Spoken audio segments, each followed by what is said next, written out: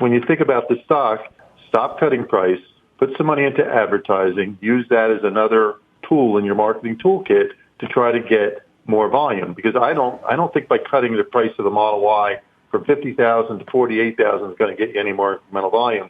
And I'll go so far as to say that if you look at monthly payments of a Model Y today, if you took out a 5-year auto loan and rates have gone from 4% to, let's say, 7.5%, but the price of the Model Y has come down by 20%, the payments are actually lower today than they were a year and a half to 2 years ago. So I don't understand the logic of why they have to keep cutting the price. 안녕하세요. 최근에 테슬라 뉴스를 살펴보시면 그저 평범한 회사 같다 말도 안 되는 소리들이 나오고 있죠. 현재 기관들은 목표 주가를 일제히 떨어뜨리고 있는데요. 과연 이것이 정당한 목표 주가 하락일까요? 저는 시장의 눈치를 보고 소량으로 떨어뜨리고 있다라고 봅니다. 왜냐하면 테슬라의 주가는 2020년에도 마이너스 10% 이상의 하락이 9번이나 나왔지만 결국 어떻게 되었습니까? 반등은 다 나왔고요. 21년부터 23년까지도 마이너스 10% 이상의 하락이 6번이나 나왔는데요. 올해 초에 테슬라는 $100 초반에서 $200 후반까지 강력한 상승을 보여줬습니다. 매 년마다 3분기는 매출 상승 곡선을 그려나가고 있으면서 생산 캐파 역시나 계속되는 상승을 보여주었고 이제는 235만 대가 달성이 되었죠. 그리고 현재 테슬라의 주가는 200일선을 터치하기 직전인데 여기서부터 천천히 매수 구간으로 돌입이 되는 것이 아닐까요? 명심할 점은 항상 테슬라는 계속되는 반등세를 그동안 보여줬습니다. 그리고 그 강력한 반등은 4분기에 나오지 않을까? 일러님께서 고금리가 굉장히 걱정스럽다고 말씀을 하셨는데요. 현재 미국에서 파산 신청이 늘어나고 있는 것은 사실이죠. 그리고 1년 동안 전기차 가격은 마이너스 22%나 떨어졌는데 하이브리드 같은 경우에는 20%나 올랐죠. 결국 이 전기차 가격을 떨어뜨리는 걸 리드한 기업이 테슬라인데요. 그 결과가 어떻게 나왔죠? 캠리 하이브리드를 3년 플랜으로 잡았을 때 리스 가격이 매달 $438인데요. 혼다 어코드의 하이브리드는 매달 $344를 내야 되고요. 그리고 모델3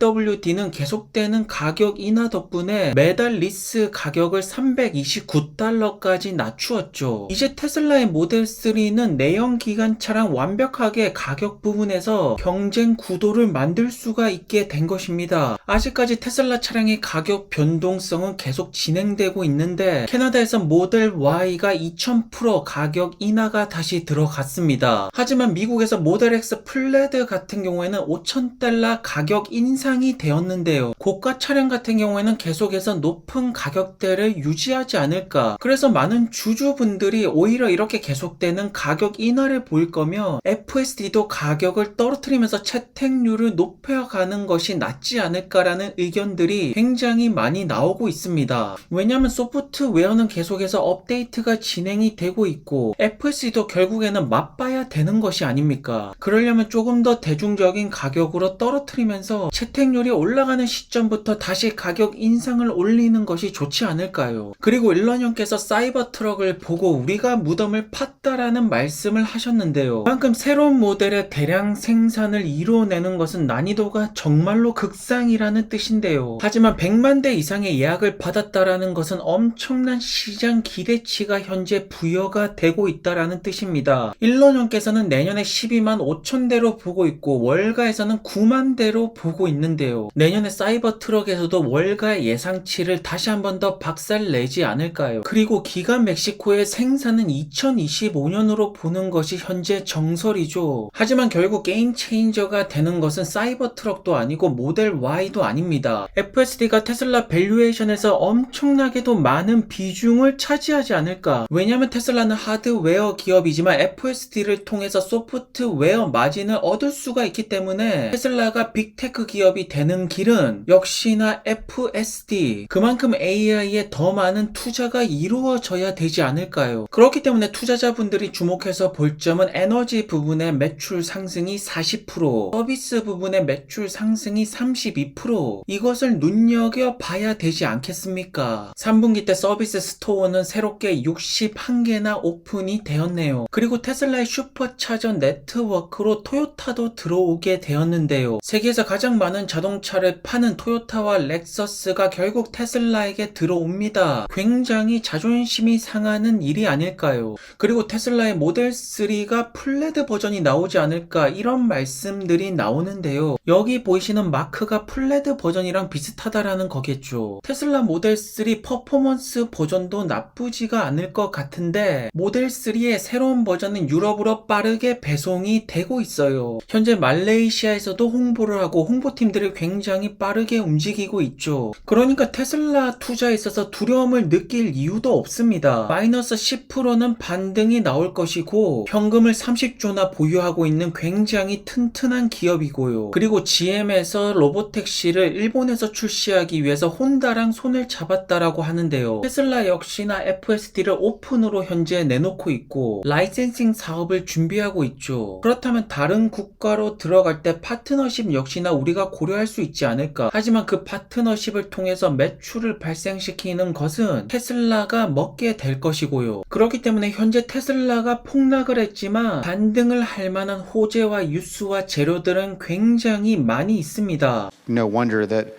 maybe retail investors and people investing their own money have a very different opinion of Palantir than they might have of a company that IPO'd. Now, 그리고 팔란티어의 피터 틸 형이 FBI의 정보원이었다. 굉장히 흥미로운 소식이 나왔습니다. 결국 피터 틸 형이 정보를 제공하면서 팔란티어가 정부의 일감을 몰아서 받게 되었다. 이거 어느 정도 일치가 되면서 말이 되는 것 같은데요. 주로 실리콘밸리로 침투가 되는 첩보 관련된 정보들을 제공하였고 그러면서 팔란티어는 국가안보국, 국방부, 중앙정보국 등 엄청난 매출을 계속해서 만들어내고 있죠.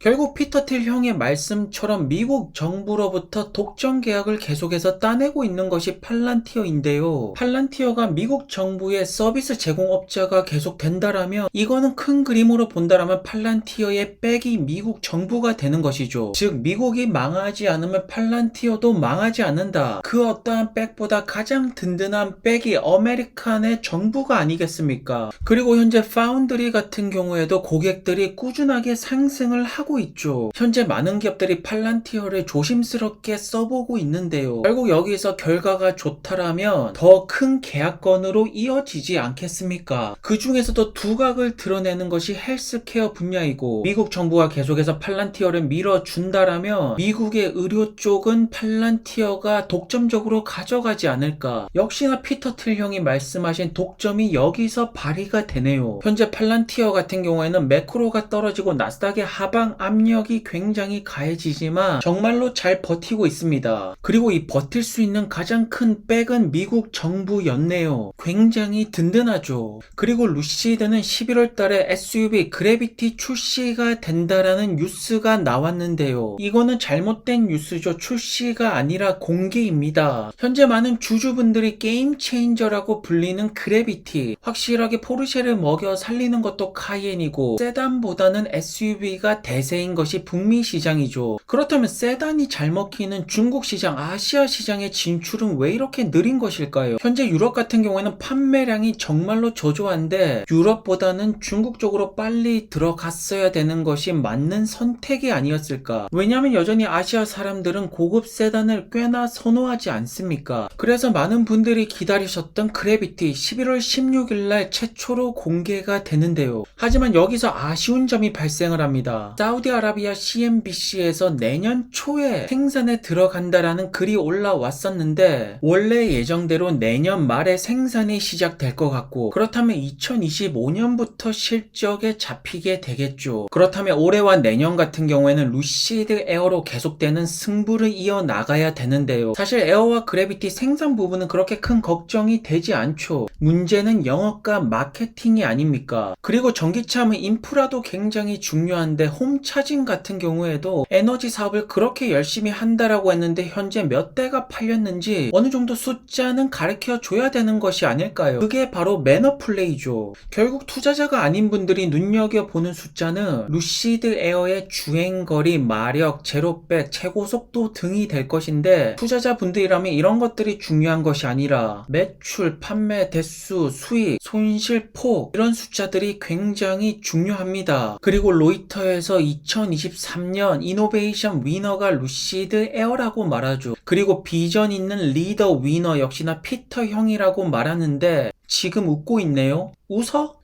주가는 최저점 떨어졌는데 웃음이 나옵니까? 월급만 세게 가져가면 다입니까? 일단 기본적으로 200일선은 올라와 줘야 될 것이고 5.7달러는 최소 찍고 주주들 앞에서 미소를 보이시기를 바라겠고요. 일단 지금은 중소형주가 굉장히 약한 시점인데요. 금리가 인하되고 단기적인 반등이 나오고 주가가 폭락한 뒤에 대세 상승장이 시작된다라면 중소형주의 빠른 회복이 나올 것이고 이 시기 때 숫자가 받쳐줘야지 같이 상승 곡선이 나올 수가 있습니다. 그렇기 때문에 결론적으로 루시드 에어의 판매량이 반드시 올라야 된다. 오늘도 좋은 하루 되시고요. 안녕히 들어가세요.